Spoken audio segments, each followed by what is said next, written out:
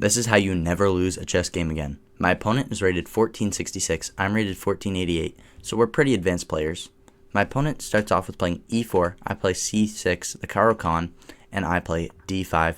We have the 2-knight variation, and I was just watching a Caro-Kann video where Gotham Chess said that he plays c5, and it's a really good move. However, it's not a really good move. I should have rather played e6 or knight to f6, and knight to f6 is the best move here.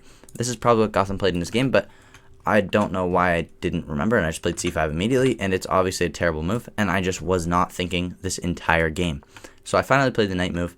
We have pawn forwards, and I take the pawn back. Bishop goes to c4. I take the knight, the only good move. I start actually thinking. He takes back, and now his pawns are doubled, which is very good for me, and I'm trying to get him to triple his pawns, but it's fine. I bring my knight out to c6. He castles, and now I make a terrible blunder. He now has bishop takes f7.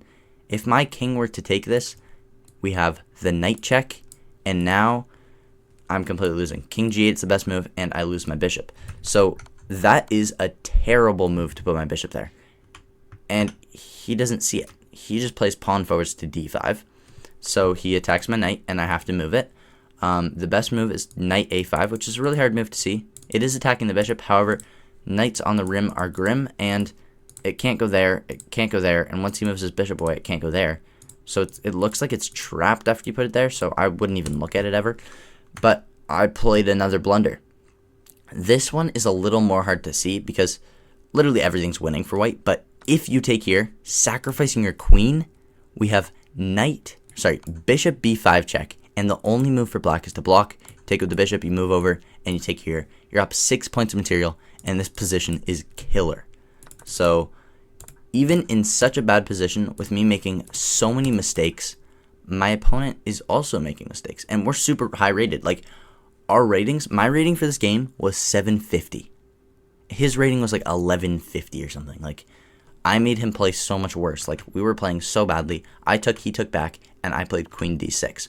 We have bishop to f4 and pawn to h5 now, and my opponent just keeps on making inaccurate moves. He's up a point in evaluation, and he's not doing much better than me anymore. I just keep on pushing my pawn, which is a terrible idea. He brings his rook over, and I trade off the knight for the bishop. The queen is not hanging because he is in check, so he has to take back with the queen, and I slide my queen over to f6, which is a terrible idea because d6 is such a good move, and he sees it. He's completely winning. It's like 6 points on the valuation. My opponent is just killing me because the rook here, the pawn here, and the queen can jump in. The queen can take here, and he does take there. I push forward, it's the best move, and we have pawn d7. I take it, which is not the best move. My opponent has checkmate in 9. He takes, which is the first on the sequence. I play king back, and he has to find checkmate in 8. Instead, he just takes the rook, and now I can block with the queen. We trade off the queens. Now, rook comes over, I go king up, we go bishop check, king goes up, bishop takes, rook takes. You can see, you can't see, but this is a 10-minute game. My opponent has 7 minutes and 5 seconds left.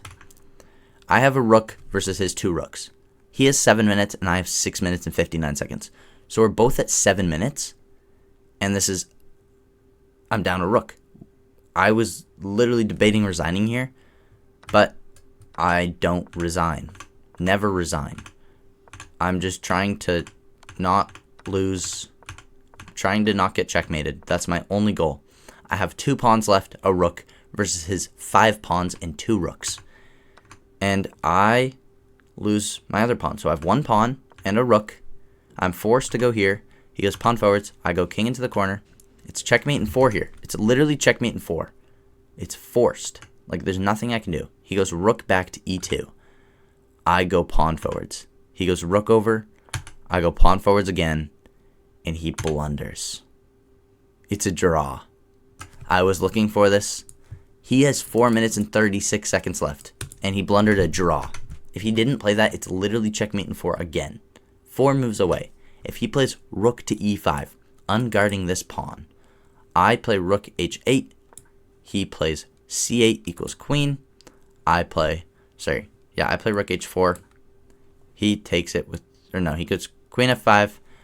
I go rook h5, and he takes it, and it's checkmate. It doesn't matter where I go. If he goes here, then queen to f1 is checkmate. That is a crazy checkmate.